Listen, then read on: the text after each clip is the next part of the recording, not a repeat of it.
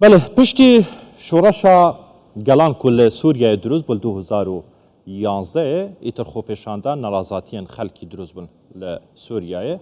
لدرعای دست بیکر خوپیشاندان دست بیکر مدنی بون دجی دستالاتا رژیم اسد هاتن داکتن سر جاده یعنی ایتر خوپیشاندان هیدی مزن بون خباتا چکداری دروز بود نوا سوریه دا رخرام رادیکال دروز بون کشتن و کشتگاری تقین کفتن دنوا سوریه دال وی دمی ایتر چند سال پیچون حتی گشت 2015-16 داعش دروز بو جبهت النصر دروز بو دنوا سوریه دا هزا بشار اسدی لاواز بون ولات جهانی کتن دنوا سوریه دا اردوغان کو جیران دگل سوریه دا ترکیه جیرانه سنورکی دیرو درش هیا دگل سوریه پلان کر کو چاوا بشد بشکا زور ج روشاوای کردستانه باکوری سوریه و کوشرا دبیجد بخاطر بن رکیفا خدا چند اپراسیونک انجام داینه نها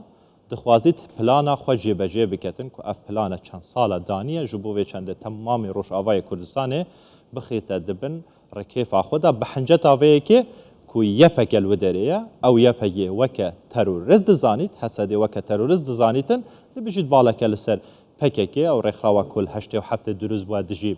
ترکیه تمام به انفوگرافیک لگل مبن امی بحثا زانیاریان بکن وان اپراسیونین کو ترکیه هیا نها لسر روشاوای کردستان و سوریه کرینه و پلان هیا جبو اپراسیون کانو نها دکومبونه دانه دگل انجمن آسایشان تویا ترکیه زور باشه اپراسیونین ترکیه لسوریا و روشاوای کردستان جعالی ترکیه ل 2016 دست بکرینه یکم اپراسیون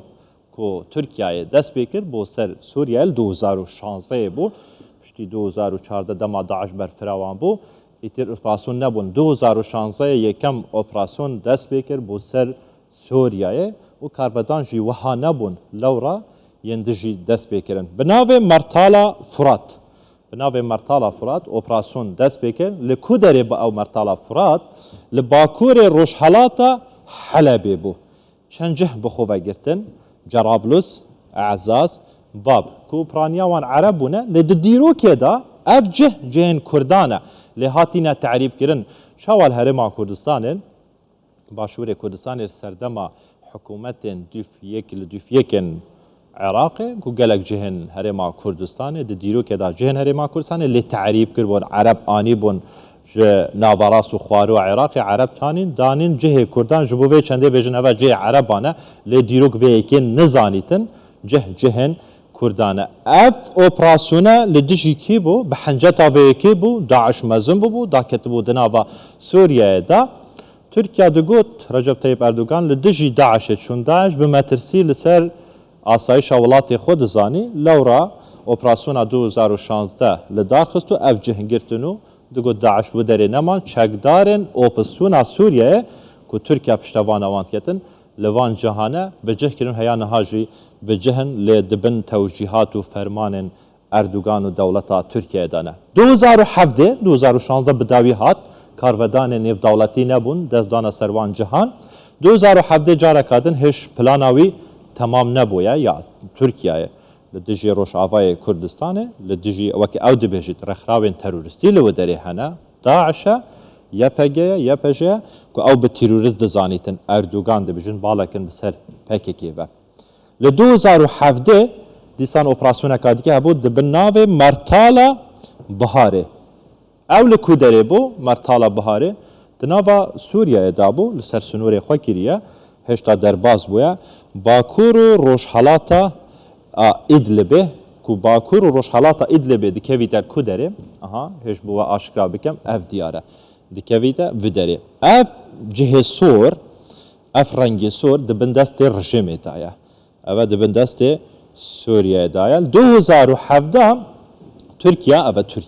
الودره در باز بو هاد ودره خالن خواه لودره دانان کیل ودره دانان چکدارن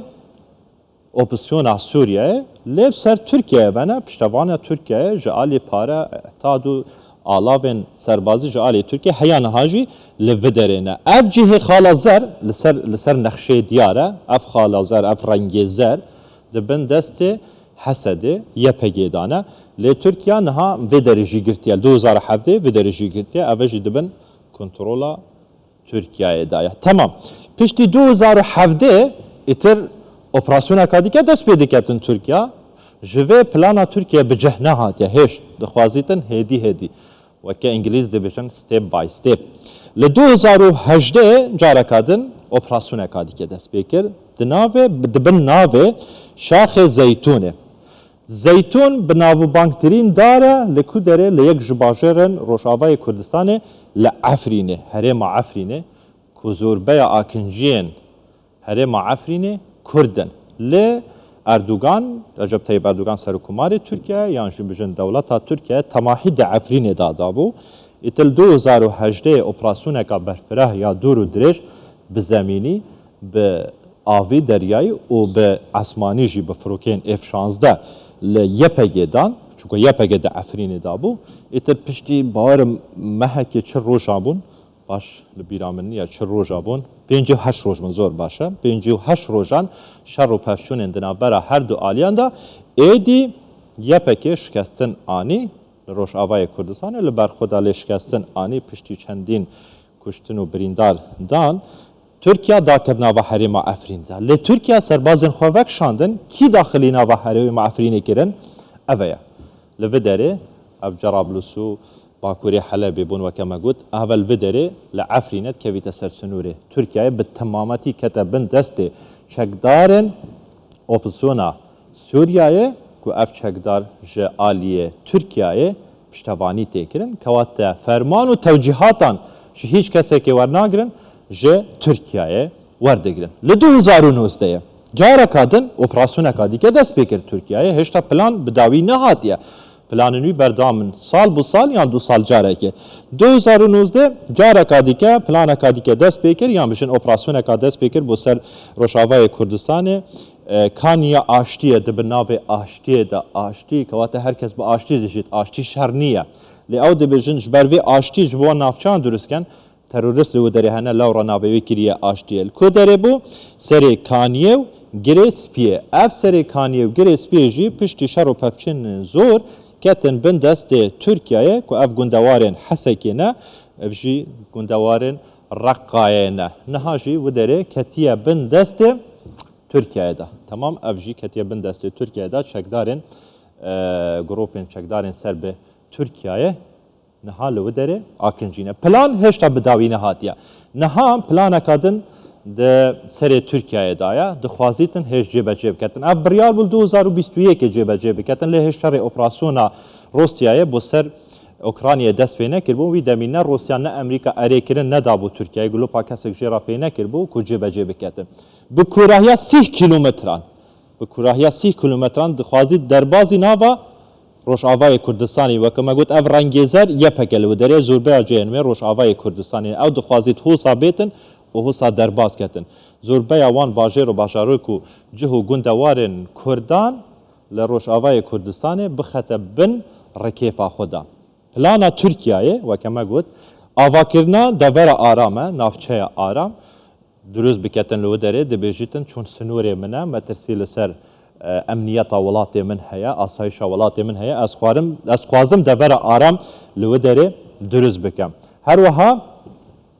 کوراهی 30 کیلومتران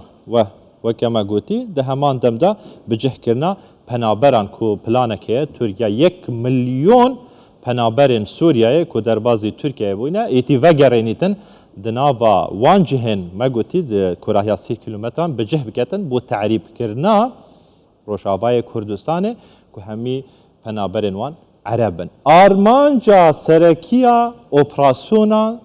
Türkiye çiye ku niha di kombonê dane encumena Netewîya Türkiye biryarê den kengî dest pê bikin çawa dest pê bikin operasyon dibin kîjan navê dabît aya erêkirin ji aliyê Amerîka û Rusyayê hatiye kirin ya ne beşek ji şrovekarên siyasî serbazî dibêjin ji aliyê Rusyayê erêkirin hatiye kirin dibin vê yekê merc û danûstandin hene di heman demda Amerîka jî hinek nermî nivandiye. Armanca wî kî deriye ev bajêre ne ev navçe ne ترفعته کو کوبانه 2015 کو جو عالی پیشمرگان پشتوانیا yepekî kir li wê derê hate azadkirin nehêla Kobanê bikevîte di bin destê çekdarên Daişê ku navbangiyeka zor li ser asê cîhanê jî derbas kir pêşmerga du welat sinûrên du welata derbas kirin heta xwe gihand Kobanê ji bo piştevanîkirina Kurdan li min bûcê bi heman awayî dixwazî bixete bin rekêva xwe de û dirbêsiyê her wiha li eyn Îsayê jî ku dixwazîtin wan hemiyane bixete di bin rekêfa xwe de niha ev bi infografîk bi zaniyarî behsa operasyonên Tirkiye bûn û plana wan bu operasyona dahatû kal dahatû wê çi bîtin li gel me bin temaşevanên Kurdistan 24 bin zaniyariyên wirt wel bigirin li ser her egerekê eger hatû operasyon hat erê kirin dest pê kirin yan jî ne şiroveyên zêdetir di dahatî de em ê bikin.